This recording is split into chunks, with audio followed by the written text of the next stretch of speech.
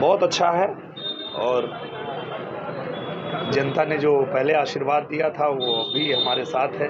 सब लोग तैयार हैं क्योंकि अखिलेश यादव जी तो आए नहीं, उन्होंने फिर से धर्मेंद्र जी को भेज दिया है। तो जनता तो यही कह रही है कि एक भाई जीत के भाग गया, एक भाई हार के भाग गया। 22 के बाद कभी धर्मेंद्र यादव आजमगढ़ दिखे तो थे नहीं। हम लोग 19 में हारे थे तो भी यहीं आजमगढ़ रह के काम कर रहे थे, और 22 में जब जीते तो उसके बाद भी यहाँ रह के काम किए। तो अभी तो हमको 1.5 साल ही मिला था, उसमें हम जितना कर सकते थे किए। अब जब 5 साल के लिए अवसर मिलेगा तो हम लोग और ज़्यादा काम करेंगे। सर 1.5 साल पहले ही लड़ाई हुई थी उनसे, अब फिर मैदान में है, तो ऐसे में क्या लग रहा है उस लड़ाई और इस लड़ाई में कितना फर्क रहने वाला है? फर्क ये है कि इस बार हम लोग और बड़ी जीत हासिल करेंगे, क्योंकि जो लोग 22 में हम लोगों से नहीं जुड़ पाए थे वो भी अब जुड़ रहे हैं। और सब लोग ये बात कह रहे हैं कि जब नरेंद्र मोदी ही प्रधानमंत्री बनने जा रहे हैं तो आजमगढ़ एक 1.5 साल सरकार के साथ रहा और इतना सारा काम हुआ आजमगढ़ में, तो अब जो है नरेंद्र मोदी जी के साथ ही, भारतीय जनता पार्टी के साथ ही आजमगढ़ खड़ा होगा। सर विपक्ष के लोग लगातार निशाना साधते रहते हैं यहाँ पर, वैसे में कह रहे हैं कि वादे दावे बहुत करते हैं लेकिन धरातल पर कुछ होता नहीं।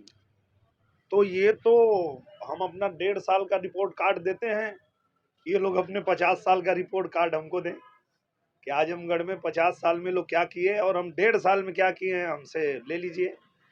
और ये कोई छुपा थोड़े है, अगर रासेपुर तितरा का मार्ग बना है तो बना है, रौना पार बिलरियागंज मार्ग बना है तो बना है, एयरपोर्ट का उद्घाटन हो गया तो वहाँ से जहाज शुरू हो गई, विश्वविद्यालय बन के खड़ा हो गया है, संगीत महाविद्यालय बन गया है। वो सारा काम जो हम कहते हैं कि हम लोग कराए हैं वो धरातल पे आया है, तब तो कह रहे हैं। और अगर पहले भी इनको मौका मिला था 19 में, तो ये क्या करके गए हैं 4.5 साल में, उसका रिपोर्ट दे दें। या 22 में जब धर्मेंद्र यादव हारे तो हारने के बाद कई दिन आजमगढ़ आए हैं, वही आप उनसे पूछ लीजिए।